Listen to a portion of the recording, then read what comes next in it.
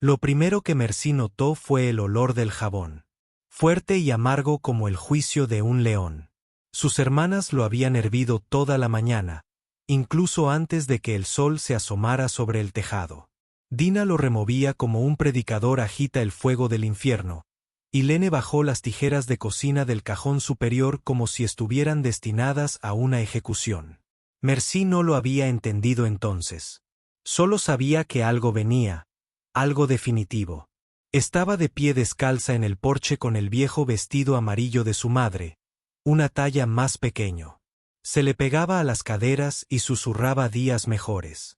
Días en que su cabello había sido espeso como la seda del maíz y trenzado con cintas. Días en que aún se permitía reír en esa casa. Pero esos días se habían vuelto quebradizos. Y ahora la mañana resquebrajaba como un huevo y el silencio flotaba denso en el aire. Le dijeron que se sentara. No lo hizo. La obligaron. Una hermana la agarró por las muñecas. La otra la tomó del cabello. Gritó una vez, pero no de dolor. Era algo más profundo que eso. Era el conocimiento. La silla raspó contra las tablas del porche al ser empujada hacia abajo. Sus brazos se retorcieron tras ella. La cuerda se enrolló rápida y malvadamente. La cabeza de Merci fue retirada y el sol la cegó.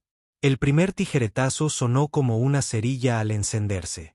Luego otro, luego otro. Su cabello cayó sobre su regazo, luego sobre las tablas. Largos mechones, una vez dorados, ahora opacos por el polvo y el tiempo. Dijeron que era por su propio bien. Dijeron que ningún hombre se casaría con ella ahora, no después de lo que había hecho. Nadie preguntó qué había sucedido realmente.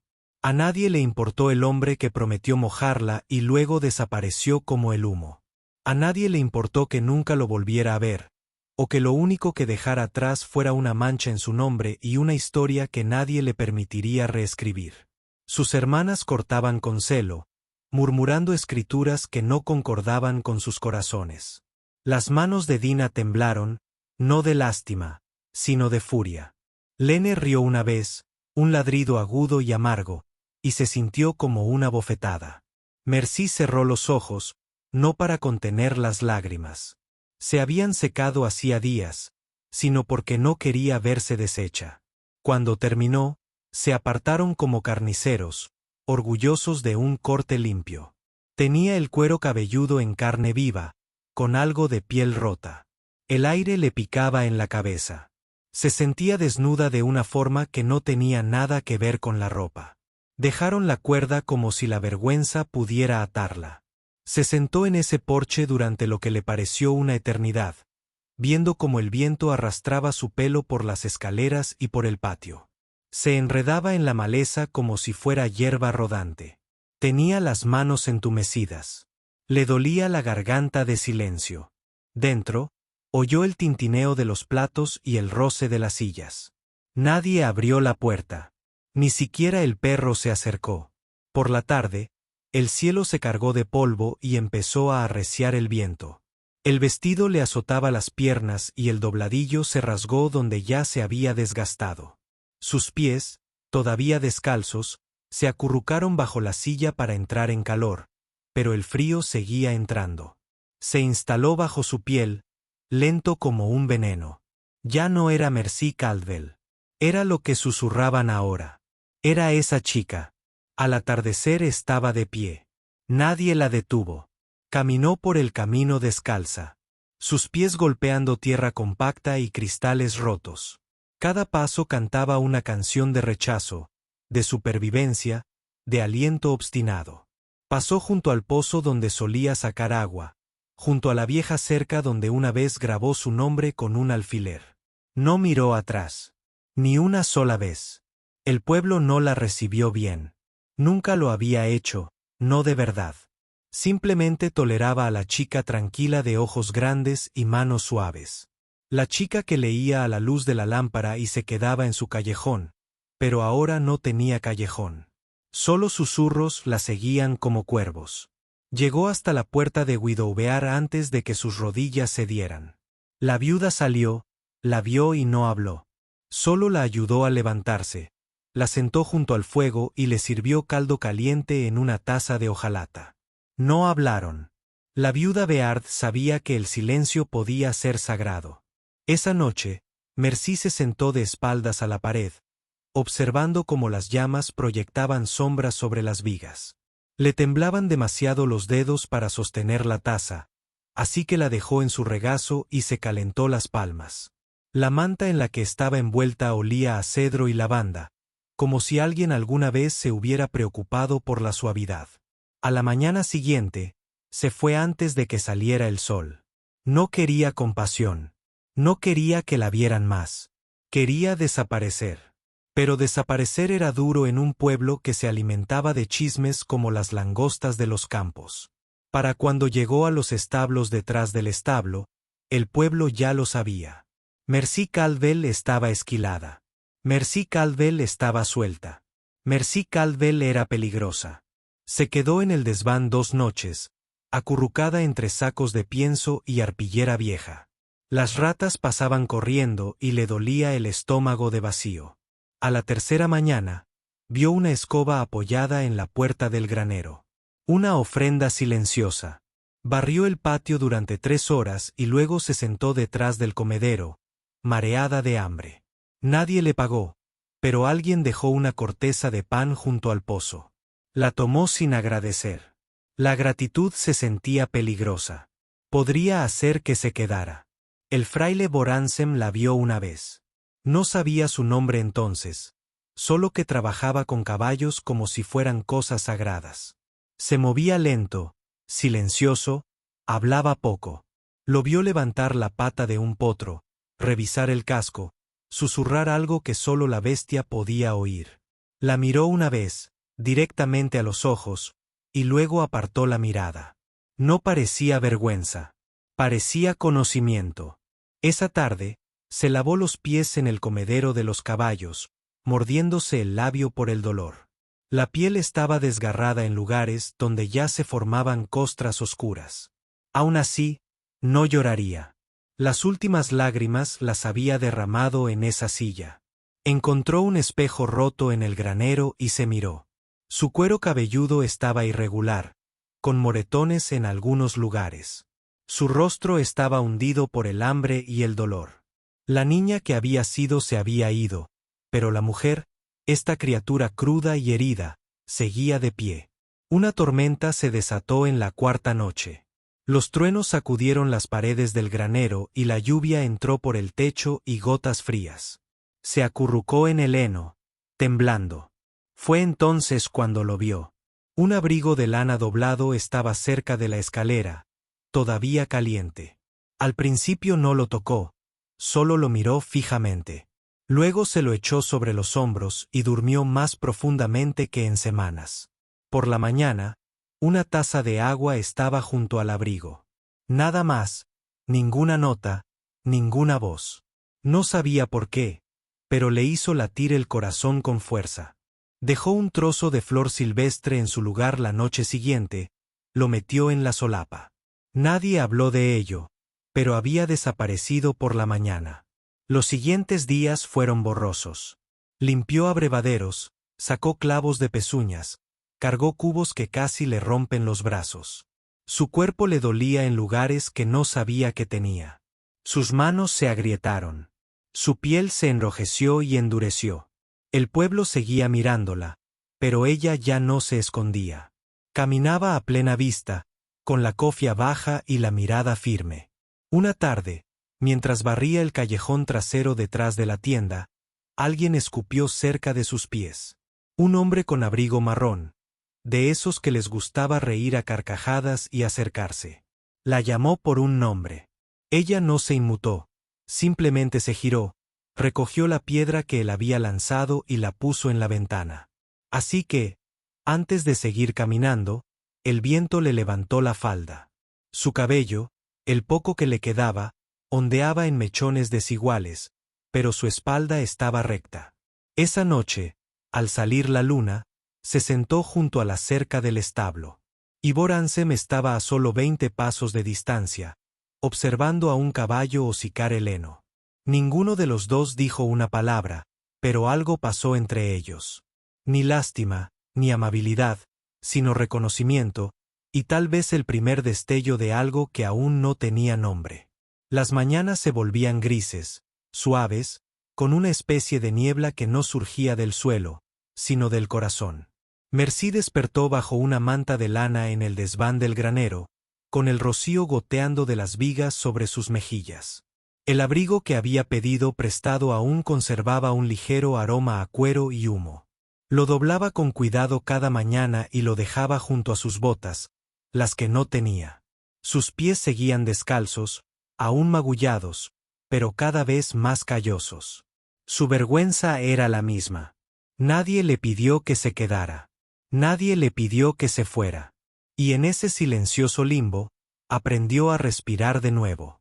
Para la segunda semana, había comprendido el ritmo del pueblo, como el sol caía sobre el porche mercantil al mediodía, como el viento siempre levantaba polvo justo cuando sonaba el timbre del colegio y donde pararse detrás del establo para que la gente no la viera comer. Un ritmo de invisibilidad. En los abrevaderos, se restregaba las manos hasta dejarlas en carne viva con agua fría y jabón grueso, sacaba heno de las tablillas y cepillaba caballos que no le pertenecían. Algunos días le pagaban con galletas viejas o manzanas blandas. Otros días no recibía más que un gesto de asentimiento, pero los gestos significaban que la veían. Eso era algo. No habló con nadie, ni siquiera con Viuda cuando se cruzaron cerca del pozo. Inclinó la cabeza ligeramente y la anciana dejó una lata de bálsamo en el borde sin mirar atrás. Esa noche, Mercy se lo frotó en la peor de sus ampollas. Al principio le quemó, luego se enfrió como una muestra de bondad. El fraile, el hombre de las manos cuidadosas, siempre estaba cerca, pero nunca lo suficiente. Trabajaba con la timidez silenciosa de quien había hecho las paces con la incomprensión. Bo rescate. Así es como oyó que lo llamaba el mozo de cuadra. Bo apenas hablaba con nadie. La gente decía que había sido soldado, que su pierna había recibido una bala que iba dirigida a otro, y que nunca se recuperó del todo. Algunos decían que enterró a una esposa. Otros decían que nunca recibió ninguna. Mercy no creía nada de eso. Observaba cómo miraba a los animales como si fueran las últimas criaturas honestas en un mundo corrupto. Observaba cómo esperaba hasta el anochecer para herrar a los caballos nerviosos, a los salvajes, como si supiera que la oscuridad apaciguaba más que el sol. Les hablaba en un tono tan bajo que parecían más recuerdos que palabras. Una tarde, mientras Mercy enjuagaba un cubo detrás del establo, una brisa le levantó el sombrero y dejó al descubierto su cuero cabelludo rapado. Se apresuró a bajárselo, con las mejillas ardiendo. Bo no apartó la mirada. Él tampoco miró más tiempo. Simplemente seguía cepillando el flanco de una potranca blanca, con manos lentas y firmes, como si nada hubiera pasado, como si aún estuviera entera. Se dio la vuelta y se alejó más rápido de lo que pretendía, pero algo en su interior se movió casi dolorosamente. No estaba segura de si era vergüenza o alivio. Esa noche, alguien dejó un par de zapatos de cuero gastados junto a la escalera del granero. Los sous estaban remendados y un cordón estaba deshilachado, pero le quedaban bien. A la mañana siguiente, no dio las gracias, pero dejó un diente de león en el poste de la cerca donde sabía que él lo vería. Se convirtió en lenguaje: flor, abrigo, mendrugo de pan, cubo de agua. Un diálogo tranquilo entre dos personas que entendían que algunas palabras hacían más mal que bien. El pueblo no paraba de chismes. Decían que Mercy había seducido a un hombre y había avergonzado a su familia. Ese arco ahora aceptaba a todo tipo de gente: vagabundos, pecadores, animales salvajes. La señorita Lerene Pique, con su corsé demasiado ajustado y sus labios de iglesia, dijo que Mercy debería ser expulsada de los establos por completo. Pero el sheriff no se movió. Bo no habló y Mercy siguió fregando los abrevaderos como si su vida dependiera de ello, porque así era. Algunos la saludaron con la cabeza. Otros cruzaron la calle. A ella no le importó. La compasión no tenía cabida en sus huesos. Una mañana, la esposa del herrero, Una mujer gentil llamada Ruthie dejó caer un bulto de lino junto a ella en el poste de amarre. Merci lo abrió sola, detrás del granero. Dentro había un peine, una pastilla de jabón de lavanda y una lata de bálsamo de rosas. No lloró, pero la respiración se le quedó atrapada en el pecho como algo dulce y desconocido. Por primera vez en semanas, se lavó la cara lentamente, como si importara. Se peinó los mechones irregulares del cabello, ya no escondiéndose del fragmento de espejo cerca del comedero. No era vanidad, era recuperación. Una secta se desató esa tarde, corriendo hacia la cerca con ojos desorbitados y rodillas raspadas. Merci se interpuso en su camino sin pensar. Levantó las manos y susurró bajo y firme, igual que Bo. El animal patinó hasta detenerse a centímetros de ella, agitando los flancos. Extendió la mano, dejó que le oliera los dedos y luego le tocó el hocico. Bo había estado observando desde el rincón más alejado. Se acercó lentamente. Su cojera se hacía más visible cuando estaba cansado. El sol de la tarde le daba en el rostro, y ella vio por primera vez la cicatriz cerca de su mandíbula, una línea blanca como una vieja promesa. No habló, solo se tocó el sombrero. Pero algo en sus ojos decía, no estás roto, solo magullado. No le devolvió la mirada por mucho tiempo. Tenía miedo de lo que pudiera provocar. Esa noche, el viento aullaba a través de las tablillas del establo como una anciana contando secretos. Merci se sentó con los brazos alrededor de las rodillas, escuchando a los caballos arrastrarse en sus establos. Recordó los días en que solía cantar en voz baja para sí misma. Canciones que su madre le había enseñado antes de que el mundo se volviera amargo. Cantaba una ahora, y no para cualquiera, solo para la oscuridad. Afuera, Bo posó cerca de la puerta. No entró, pero se quedó hasta que se apagó la última nota. A la mañana siguiente, alguien dejó un pequeño dedal de plata junto al saco de pienso. Hacía meses que no cosía, pero sus dedos lo echaban de menos como un dolor. Pasó la tarde siguiente remendando una de sus propias mangas con una aguja que le había prestado Ruthie e hilo de un saco de pienso. Sus puntadas estaban torcidas, pero aguantaron. Bo pasó junto a ella mientras trabajaba al sol y dejó caer algo en su regazo sin decir palabra.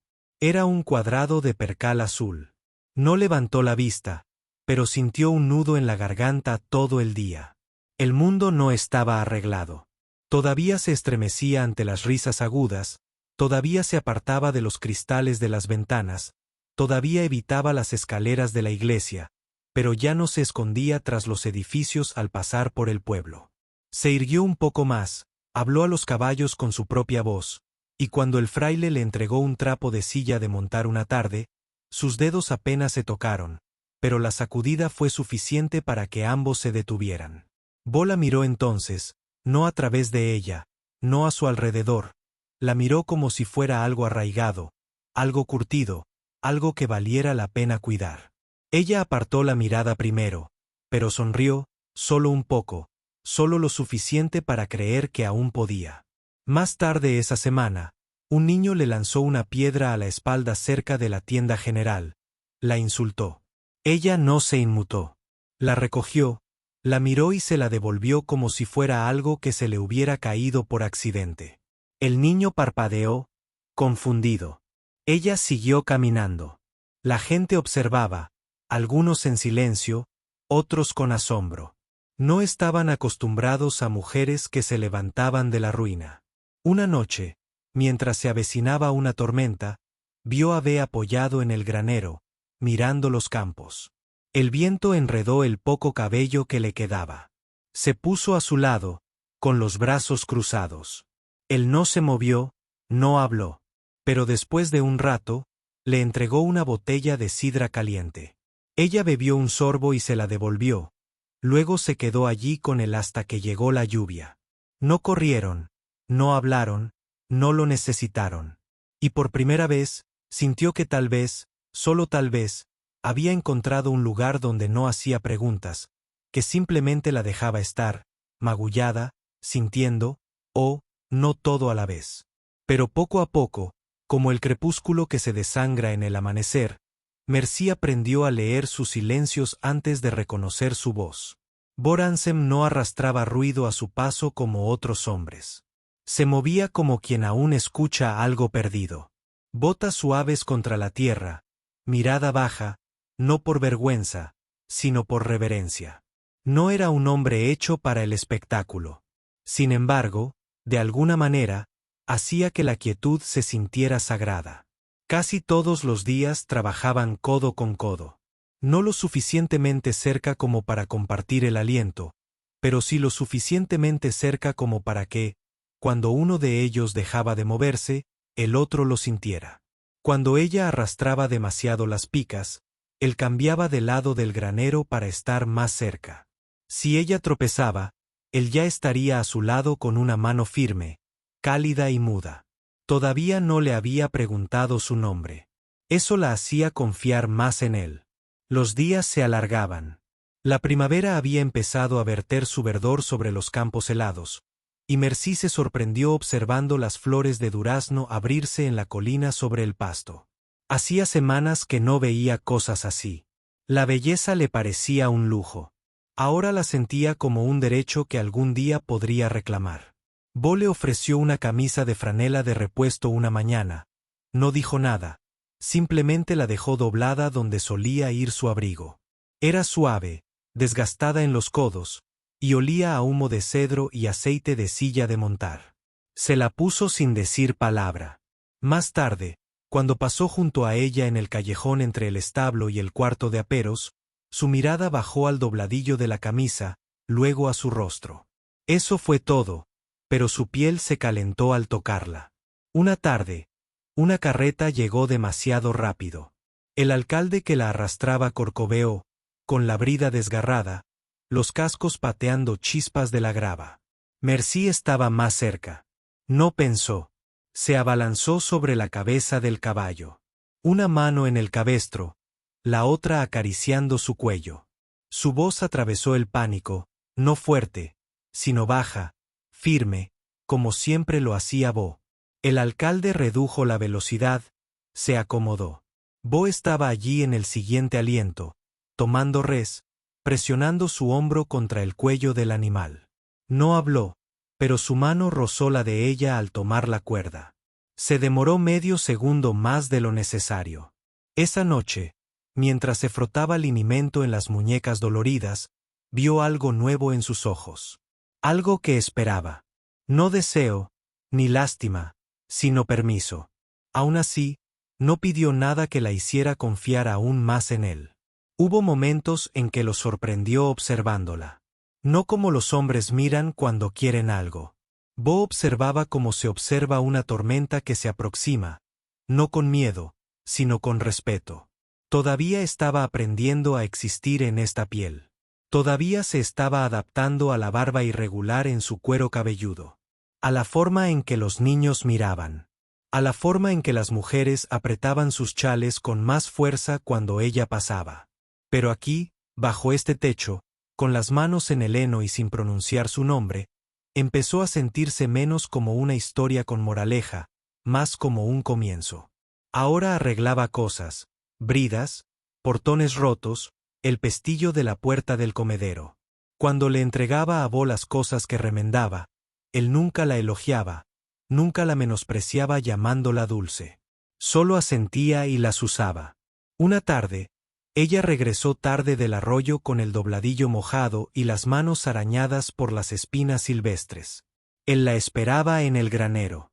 Una sola linterna se encendió detrás de él, proyectando largas sombras sobre su rostro. Se detuvo al borde de la luz. Él no se movió, no preguntó. Pero cuando ella se acercó, él abrió la puerta del granero. Dentro, encontró una pequeña caja de madera cerca de su dormitorio. La abrió lentamente.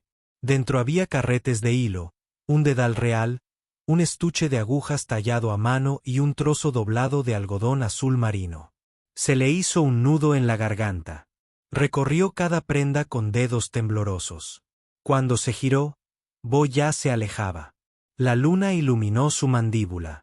El viento se llevó su nombre antes de que pudiera pronunciarlo.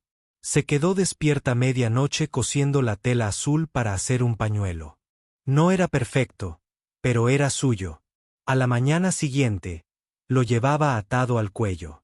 Él se dio cuenta. No sonrió, pero tampoco apartó la mirada. Así pasó una semana. Trabajo silencioso, respiración apagada, miradas de reojo, toques de gracia en las pequeñas cosas, agua limpia en el estanque, una manzana ablandada dejada donde sus pies la encontrarían, herramientas colocadas justo donde sus manos llegarían. Una noche, se desató una tormenta en el valle. La lluvia azotaba el techo de hojalata. Los relámpagos iluminaban las vigas. Los caballos corcoveaban y se paseaban en sus establos, resoplando, con los ojos desorbitados. Mercy saltó de su catre antes del segundo trueno. Boya estaba en el pasillo, con las manos extendidas, murmurando en voz baja. Tomó el otro lado, calmando a los potros, estabilizando la cerca. Ninguno habló. No hacía falta. En algún momento, su hombro rozó el de él. Ella no se apartó, y él no retrocedió. La tormenta pasó al amanecer. El establo estaba empapado, pero no se perdió ningún animal. Se apoyaron en el poste de la puerta, uno junto al otro, con el aliento empañando el aire. ¿No duermes cuando hay tormenta?, preguntó ella, rompiendo el ritmo por primera vez. Él la miró. Las tormentas se escuchan mejor cuando no les hablas. Ella rió entre dientes, sorprendida por el sonido de su propia voz. Él ladeó la cabeza. Hay que reír como la lluvia de primavera. Bajó la mirada. Olvidé que tenía risa. Él se movió a su lado. No lo olvidó. Simplemente lo dejó en un lugar seguro. Entonces se giró hacia él, y por un instante, todo se calmó. El viento, el granero, el dolor entre ellos que no tenía nombre. Pensó que él podría besarla, pero no lo hizo. Simplemente extendió la mano y metió la punta del pañuelo azul bajo su clavícula. Suave, firme, suficiente. Más tarde ese día, el ritmo del pueblo regresó, lento y predecible. Pero Mercy ya no caminaba cabizbaja. Se irguió, habló si alguien la saludaba, se limpió las manos con jabón de limón y se peinó, aunque fuera irregular. La señorita Lerene seguía observándola como un gato cerca de una jaula de pájaros. Pero ahora Mercy le devolvía la mirada. Ya no era la chica del porche. No era el secreto. No era la vergüenza. Era algo completamente distinto. Ivo. Él no la definía, pero la veía. Cuando le temblaban las manos, sosteniendo una nueva F, le sujetaba las muñecas. Cuando derramó la avena una vez, demasiado cansada para pensar, no la regañó. Simplemente se arrodilló a su lado y la ayudó a devolverla al cubo. Y una noche, cuando estuvo demasiado tiempo junto a la cerca del pasto, le trajo una taza de café de hojalata, humeante y negro. Ella la tomó. Sus dedos se tocaron. Aún así, él no habló, pero sus ojos eran suaves en la oscuridad, y los de ella habían dejado de ocultarse. La conexión entre ellos ya no era una pregunta. Era una promesa en progreso. Una herida y una bomba a la vez. Nunca le preguntó qué le había pasado. Nunca le preguntó por el hombre ni por el bebé que nunca llegó. Nunca le preguntó por qué se estremecía al oír portazos. No hacía falta. Y ella no necesitaba decírselo. Algunas verdades viven mejor en silencio. No estaba enamorada. Todavía no. Pero confiaba en él. Y en el mundo de Mercy, la confianza era la forma más rara de afecto. Eso era suficiente por ahora. El último día del mes, justo antes del anochecer, dejó un pequeño cuadrado de tela cosido colgando de la percha del granero. Bordó la forma de una huella de pezuña en una esquina. Nada más. Se fue a la cama temprano. En mitad de la noche, se despertó con el sonido de pasos. Deliberados, lentos, acercándose a su cuna. Se quedó sin aliento. No se movió. El abrigo de B cayó sobre ella como una manta. Él no se demoró, no habló, simplemente se alejó. Se envolvió en él con más fuerza y dejó caer las lágrimas por primera vez desde aquella silla en el porche. Pero estos no eran del tipo que ahuecaban. Eran del tipo que dejaban espacio para que algo nuevo creciera. Al viento no le importaban los chismes. No llevaba vergüenza, ni nombre. Solo se movía sobre los tejados a través de tallos secos sobre el cuello desnudo de Merci como un recordatorio de que ella seguía allí, aún respirando, aún de pie donde otros creían que caería. Para el final de la primavera, ya no se envolvía la cabeza con un pañuelo a menos que lloviera. Los mechones rapados se habían convertido en rizos desiguales. Claro que sí, pero suyos. Ni un solo mechón debía a nadie más. El servicio de entrega la contrató como empleada a tiempo parcial. Extraoficial, pero lo suficientemente real. Ahora le pagaban en monedas, no en pan. Sus manos siempre estaban cortadas o ampolladas, pero pertenecían al trabajo, no al miedo. El pueblo seguía observando, pero los ojos habían cambiado. Algunos eran cautelosos, otros se suavizaron. Los susurros se habían vuelto más silenciosos hasta que regresaron sus hermanas. Llegaron un domingo por la mañana, con los vestidos aún planchados, el pelo recogido con horquillas como sus juicios. Dina lideraba, con el rostro pálido bajo el ala de un sombrero de viuda. Lene se aferraba a su codo como un perro que muerde cuando se le acorrala. El viento les tiraba de los dobladillos, pero caminaban como si fueran de piedra. Merci los vio antes de que ellos la vieran a ella. Estaba inclinada sobre un pálido trapo de fregar con aceite de limón cuando el silencio de la multitud le indicó que algo andaba mal. Levantó la vista y encontró dos pares de ojos fijos en ella. No se quedó quieta, no se inmutó, simplemente siguió fregando. Merci gritó bien, dijo Dina lo suficientemente alto para que todo el salón lo oyera. Tienes que volver a casa ahora. Merci miró sus manos, los surcos en su piel, la forma en que la luz del sol besaba sus dedos sin vergüenza. Mojó el trapo de nuevo, lo retorció y no dijo nada. Lene dio un paso adelante. Trajimos al sheriff Ellis. El corazón de Merci latió una vez, luego se calmó. Giró la cabeza y vio al sheriff de pie bajo el toldo, como un hombre demasiado cansado para intervenir en la tormenta ajena.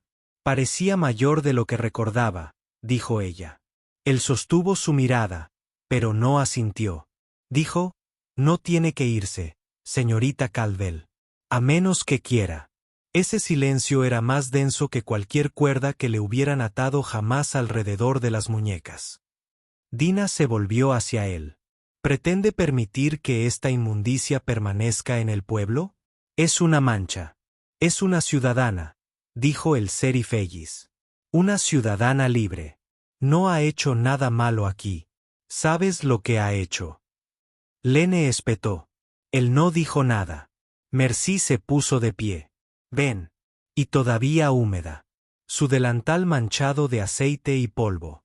Avanzó hasta que el viento le levantó la falda como una bandera. Y por primera vez en su vida, miró a su hermana a los ojos sin disculparse.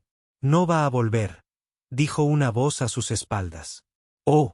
Entró en el claro con un peso silencioso que hizo que todos los demás parecieran ruido. Llevaba el sombrero bajo, la mirada indescifrable, pero su voz era firme como un clavo clavado. Dina se burló. Así que aquí es donde te has hundido, escondiéndote detrás de un hombre, igual que nuestra madre. Los dedos de Merci se cerraron sobre el trapo. Era mejor que las dos. Las palabras la sorprendieron incluso a ella. Lene parpadeó. Bo no la tocó. No se interpuso entre ellas. Simplemente se quedó a su lado. Si pueden avergonzar a una chica por sobrevivir, dijo, mirando de reojo a una hermana y a la otra. Que intente avergonzarme por amarla. Un silencio cayó como la nieve. No miró a Merci al decirlo. Eso lo hacía más cierto. La boca de Diana se torció, pero su voz se quebró. Te arrepentirás de esto. Merci avanzó lentamente. Ya me arrepentía de todo lo demás, pero no de esto. Las hermanas se marcharon en un torbellino de faldas y lenguas mordidas, sus botas resonando calle abajo como algo ya muerto. El sheriff Ellis se tocó el sombrero y lo siguió, con pasos reticentes. Buzz se volvió hacia Mercy. Entonces ella lo miró, sin saber si quería llorar o reír. «No te pedí que dijeras eso», susurró. Él asintió. «Lo sé, pero lo decías en serio». «Lo decía». Exhaló como si volviera a la vida. Más tarde ese día, el pueblo se sentía diferente. La señorita Lerene Pique no sonrió, pero dejó un carrete de hilo en el mostrador cuando Mercy pasó por la tienda. Ruthie le trajo lavanda fresca de su jardinera. Incluso el jefe de cuadra le dio una vieja manta de silla de montar con los bordes recocidos. Pero Mercy ya no medía la aceptación por gestos. La medía por su propio aliento, su propia voz. Esa noche, hizo pan por primera vez en años. Su dedo aún recordaba cómo prensar, doblar y voltear. Lo horneó en el hogar de Bosé, no en el suyo, y dejó el pan junto a su puerta envuelto en un paño. No llamó, no esperó. A la mañana siguiente, ya no estaba. Los siguientes días transcurrieron con una serena claridad, como la niebla que se levanta de una herida largamente arraigada. Ahora se veía a sí misma de otra manera. Observaba su forma de caminar, su postura, cómo respondía cuando le hablaban. Ya no desaparecía. Estaba llegando. El pueblo no podía ignorar lo que había sucedido en esa plaza. No podía fingir que solo era una advertencia. Había estado a plena luz y no se había derrumbado. Empezaron a llamarla señorita Caldwell de nuevo. Y por una vez, el nombre no le sonaba como un grillete. Una tarde, un potro se asustó cerca del arroyo. Bo corrió tras él, pero recibió una patada en las costillas que lo derribó con fuerza. Mercy lo vio desde el campo y echó a correr. Lo encontró acurrucado de lado, tosiendo, con la sien cubierta de sudor. «¡Qué testarudo!», dijo, agachándose a su lado. Él hizo una mueca, sonriendo solo con la mitad de la cara. «No sabía que te importaba». Le puso una mano en el pecho. «Me importa lo suficiente como para estar furiosa». Cerró los ojos. «Es justo». Ella lo ayudó a colocar su brazo bajo el suyo.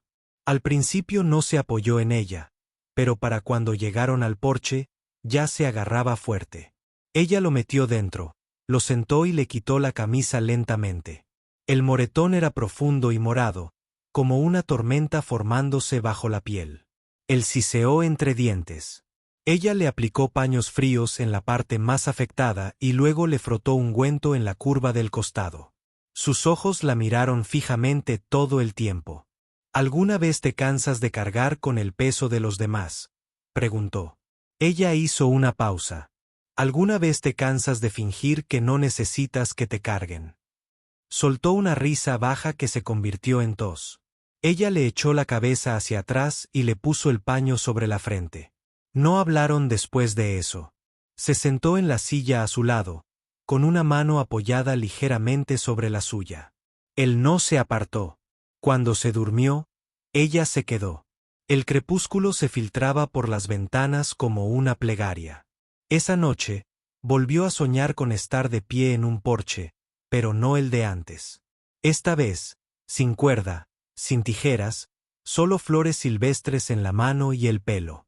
Corto, sí, pero brillante bajo el sol. Despertó con el amanecer en el regazo y las manos de Bosé aún curvadas bajo las suyas.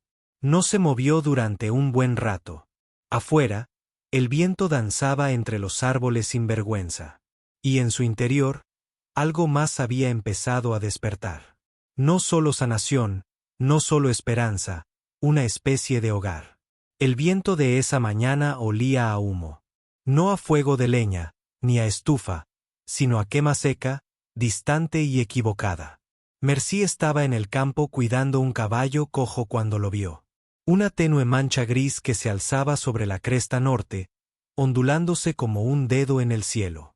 Se quedó sin aliento. Conocía ese humo. Venía de la tierra de los Caldwell. Soltó el cepillo y volvió a correr descalza. Sus botas habían quedado junto a los escalones del granero, secándose al sol. Sus sierras desgarraban cardos y piedras, pero no se detuvo. Sus piernas se movían como si recordaran cada humillación atada a ese porche, cada mechón de cabello que caía como ceniza, cada silencio que se tragaba en la oscuridad. Corrió hasta que le ardieron los pulmones. Para cuando coronó la cresta, el fuego ya había devorado la cerca oeste. Las llamas lamían la base del porche, voraces y rápidas. Una neblina de hollín difuminaba el mundo, y tras ella, vio movimiento, figuras que se tambaleaban. Dina gritaba. Leonor arrastraba un saco. La casa gemía como un animal moribundo. Merci no lo dudó. Se zambulló en el humo, tosiendo con fuerza, protegiéndose la cara con un brazo. El calor le arañaba la piel. Dentro, las paredes crujían y las ventanas silbaban. Encontró a Dina primero, desplomada contra la puerta del salón, ahogándose. Merci la levantó, casi llevándola en brazos por el pasillo derrumbado, pasando junto a la misma silla donde una vez había estado atada. No hablaron. No había tiempo. La arrastró hasta el porche justo cuando parte del techo cedía. Lene gritó desde la cocina trasera demasiado lejos, demasiado profundo. Merci volvió corriendo. El suelo estaba tan caliente que parecía ampollar, el aire denso de ceniza. Gateó los últimos metros, encontró a Leonor acurrucada cerca de la estufa, tosiendo sangre. Merci la levantó con ambos brazos, su propia fuerza nacida no de los músculos, sino de la memoria. Llegaron a la puerta cuando el techo se agrietó arriba. Y fue entonces cuando sucedió. La viga cayó rápido, demasiado rápido para que ella pudiera entrar o escapar. Golpeó el marco de la puerta. El porche se dobló. Leonard rodó, aturdido, tosiendo. Pero Merci no salió. Estaba atrapada en la puerta, una pierna retorcida bajo la madera, respirando superficialmente, el humo tragando el cielo. Le escocía la piel, el cabello chamuscado, la visión parpadeando en los bordes. Lo último que oyó fue la voz de Lene gritando su nombre. Y entonces otra voz, más baja, más firme, cortando el rugido como el chasquido de un látigo. Oh, ella no lo vio. Solo sintió los brazos. La rodearon como hierro, alzándola, tirando. La viga giró. Estaba ingrávida, acunada. El cielo daba vueltas. La sacó entre humo y llamas, con las piernas desnudas colgando, los brazos flácidos alrededor de su cuello. Recordó su corazón contra su mejilla. Recordó cómo sonaba su respiración, firme incluso entonces. El mundo se inclinó, la oscuridad la envolvió. Cuando despertó, estaba envuelta en colchas en el suelo del salón de Routhier. Tenía los pies vendados, las manos en carne viva. Alguien le había refrescado la cara con un paño y le había puesto sal detrás de la oreja. Y allí estaba él. Oh, sentado en la esquina, los ojos hundidos por la preocupación, los brazos manchados de hollín. Tenía humo en el pelo y ceniza en las arrugas de la cara. Parecía un hombre que había pasado por el infierno y no estaba seguro de si había salido con todas sus piezas. Intentó incorporarse. Él se movió para detenerla. «Estoy bien», dijo con voz áspera. «Casi no lo estás». Su voz se quebró al pronunciar la palabra. Fue la primera vez que la oyó temblar. Le tomó la mano. La sentía sólida, anclada. «Están vivos», susurró. Él asintió. «Y viniste. Llegué tarde, pero me sacaste». Sus dedos se apretaron. «Siempre lo hará». Más tarde, el pueblo se reunió cerca de las ruinas. Casi toda la casa de los Caldwell había desaparecido. Madera carbonizada, y aún salía humo. Dina y Lene estaban sentadas juntas en un banco, atónitas y en silencio. Nadie decía gran cosa. No había nada que decir. Merci permanecía descalza en el polvo, apoyada en el hombro de Bosé. Su vestido estaba chamuscado en el dobladillo. Su rostro manchado de humo. Y, sin embargo, se erguía como un renacimiento. Una niña susurró, «Esa es la niña de la que hablaban». Otra murmuró, lo salvó. Los susurros volvieron a oírse, pero no como antes. Esta vez, sonaban a asombro. Ruthie le trajo zapatos nuevos al día siguiente. De verdad, de cuero suave y cosidos. Merci los aceptó con un gesto de la cabeza, pero no se los puso enseguida. Caminó descalza hacia la casa quemada una última vez, pasando la valla, pasando el árbol donde una vez había enterrado su cabello bajo un macizo de flores silvestres. Las raíces habían crecido. Se arrodilló allí, con los dedos en la tierra. No lloró. Ella susurró, te perdono, y dejó que las palabras se asentaran como el polvo. Bo le construyó una casa detrás del establo, pequeña, pulcra, con 2 ventanas que daban al pasto. Merci ayudó a clavar los clavos, midió las vigas, colgó su pañuelo azul junto a la puerta. No tomó su nombre. Todavía no. No eran ese tipo de historias. Él vivía a solo unos pasos. Lo suficientemente cerca como para oír su risa a través de la pared. Lo suficientemente lejos como para que aún pudiera dormir sin miedo. Cada noche él le traía café. Ella le traía pan. Se sentaban juntos en el porche, rozándose los hombros, y el silencio caía con facilidad. Ella ya no sanaba. Estaba sanada. Y él no la había salvado. Había esperado con firmeza hasta que se salvara sola. Y cuando cayó, él vino no para arreglarla, no para reclamarla, sino para ayudarla a superar lo que no podía soportar sola. Eso era amor, no ruidoso, no rápido, sino ganado en los lugares tranquilos donde la gente elige quedarse. A veces, por la noche, el viento soplaba a través del valle, suave, cálido, rozando su mejilla como un viejo amigo. Se acostaba en la cama y pensaba en ese primer día, la cuerda, las tijeras, el silencio, y luego pensaba en él. No en el hombre del porche, ni en el hombre de la puerta, el que llegó tarde pero la sacó descalza en brazos. Y cuando cerraba los ojos, ya no era de miedo. Era de plenitud. Porque algunas historias no terminan en triunfo. Terminan en quietud. Y la quietud después de una tormenta es sagrada. Intentaron avergonzarla. Intentaron silenciarla. Pero el viento desconocía su pasado, ni tampoco el hombre que se quedó. A veces el amor llega tarde. Pero cuando llega firme, silencioso como una mano en la tuya, escribe un final mejor que el que nadie se ha atrevido a dar.